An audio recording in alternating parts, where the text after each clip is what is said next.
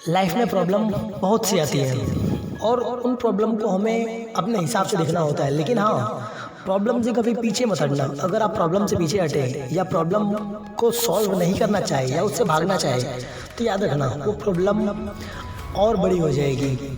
फिर बाद में आप उस प्रॉब्लम से निकल भी नहीं पाओगे। इसलिए हमेशा जब भी कोई प्रॉब्लम आए उस प्रॉब्लम के सामने सीना तान के खड़े रहो और उस प्रॉब्लम से लड़ो। सूझबूझ तरकीब निकाल कर उस प्रॉब्लम को सॉल्व करो, क्योंकि कहते हैं ना, जहाँ चाह है वहाँ राह है। और अगर आपने प्रॉब्लम को सॉल्व ही नहीं करना चाहा तो आप कभी भी अपने प्रयास में सफल नहीं हो पाओगे। अगर सफल होना है तो जिंदगी में या लाइफ में या किसी की भी लाइफ में प्रॉब्लम आ रही है तो उस प्रॉब्लम को सॉल्व करना सीखो। कैसे सॉल्व करना है, किस तरीके सॉल्व करना है, इसकी योजना बनाओ, इसकी तरकीब बनाओ, उसके हिसाब से उस प्रॉब्लम को सॉल्व करो। क्योंकि जो रास्ते में खड़ा होता है रास्ता उसी को राह देता है जाने का। जो सोच ले कि नहीं खड्डा है, मैं इसे पार नहीं कर सकता, वो इंसान कभी भी अपने लाइफ में सक्सेसफुल नहीं हो सकता। चलिए मैं आपको एक स्टोरी सुनाता हूँ। आई होप मेरी इस स्टोरी से आपको मेरी बात समझ में आ जाएगी कि मैं कहना क्या चाहता हूँ। एक लड़का होता है श्याम, जो किसान का बेटा होता है और वो कुम्हार का काम करता है।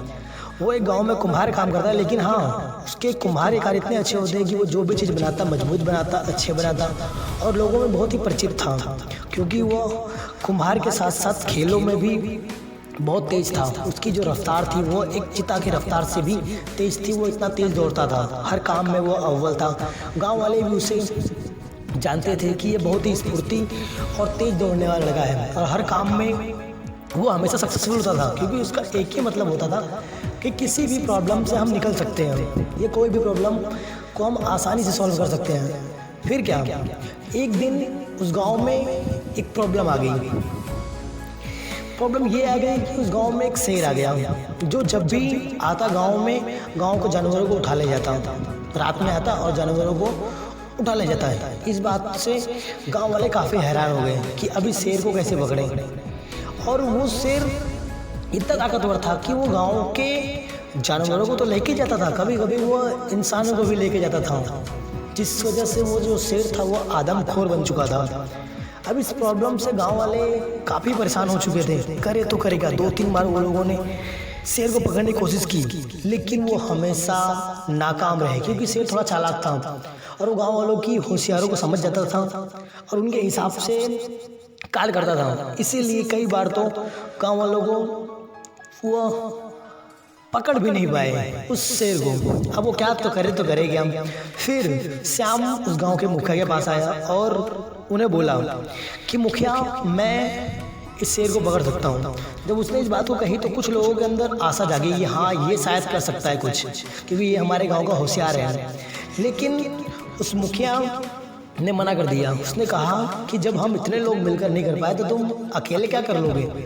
तो फिर वो बच्चा था वो मुस्कुराने लगा। जब वो लगा श्याम मुस्कुराने लगा, इस बात पे मुखिया को बहुत गुस्सा आया कि यहाँ हम टेंशन में है और इसे हंसी छा रही है, इसको हंसी आ रही है। तो फिर उसने बोला कि मुखिया जी, अगर मैं ये सोच रहा हूँ कि अगर मैंने उस शेर को पकड़ लिया, उस टाइम गांव वालों के चेहरे पर जो खुशी होगी उसे देखकर मैं खुश हो रहा हूँ।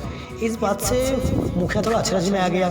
उसने बोला ठीक है, चलो मैंने तुम्हें मौका दिया, तुम पकड़ के दिखाओ। उसने कहा मेरा बहुत तरकीब है शेर को पकड़ने का, अब सोच रहा हूँ कि कौन सी तरकीब लगा के उस शेर को पकड़ूँ।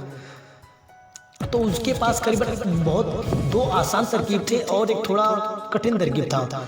उसने सोचा कि चलो आसान तरीके से ही शेर को पकड़ लेते हैं, लेकिन वो शेर काफ़ी चालाक था, इतनी आसानी से नहीं आने वाला। तो उसने सबसे पहले अपने आसान तरीका लगाया कि एक जाली पिंजरा बनाया और उस पिंजरे में मांस लटका दिया। उसको लगा कि जब ये शेर आएगा तो मांस खाएगा और पिंजरे में फंस जाएगा। लेकिन वो शेर बहुत चालाक था, वो मांस को ना लेकर बाजू में रहे जानवर को उठा ले गया। तो पहली जो तरकीब थी वो तो अनसक्सेसफुल रही, सक्सेसफुल नहीं हुआ। फिर उसने सोचा, फिर उसने एक जाली बनाई। उस जाली के अंदर 2-3 जानवरों को खड़ा कर दिया। 2-3 जानवर खड़ा कर दिया ताकि वो शेर आए और जैसे किसी जानवर को पकड़े जाली इसके ऊपर गिरे और वो पकड़ा जाए। लेकिन वो शेर इतना ताकतवर या पावरफुल था कि वो जाली के अंदर से जानवर को उठा ले गया। जब तक वो जाली बंद होती तब तक वो जानवर को ले गया। तो दूसरी जो तरकीब थी श्याम की वो भी अनसक्सेसफुल हुई या वो भी काम नहीं आई। इस वजह से थोड़ा श्याम परेशान हो गया कि नहीं यार ये तो गलत हुआ, ये नहीं होना चाहिए था। इस प्रॉब्लम की वजह से श्याम ने अपनी तीसरी तरकीब लगाई। अब तीसरी तरकीब तो ऐसी थी कि उसके ऊपर खुद उसकी जान का खतरा था और उसने सोच लिया था अगर मुझे कुछ करना है तो करना है। और हाँ, उस मुखिया ने श्याम से कहा था अगर तुम शेर को नहीं पकड़ पाए तो तुम गांव छोड़कर चले जाओगे। ये बात उस श्याम को उस टाइम याद आने लगी कि अगर मैंने शेर को नहीं पकड़ा तो मुखिया ने कहा था गुस्से में कि गांव छोड़कर चले जाना, और मैंने भी खुशी खुशी कह दिया था कि नहीं मैं शेर को पकड़ के दिखाऊंगा। अब ये आखिरी तरकीब थी। अब वो करता भी तो करता गया।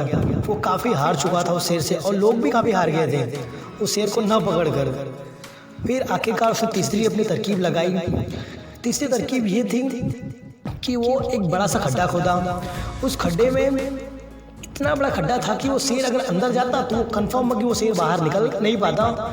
इतना बड़ा खड्डा खोदा गया था।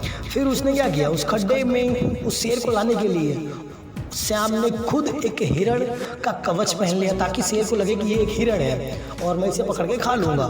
तो जब वो खेत में जाता है और खेत के पास वो बैठ जाता है हिरण का कवच पहन के, जब शेर आता है और हिरण आता है, हिरण को लगता है कि वो शेर का शिकार करेगा और शेर को लगता है कि वो हिरण का शिकार करेगा। दोनों में रफ्तार होती है। शेर हिरण को पकड़ने के लिए आगे दौड़ता है, हिरण आगे होता है और शेर पीछे होता है। दोनों को लगता है कि वो एक दूसरे को पकड़ने वाले हैं।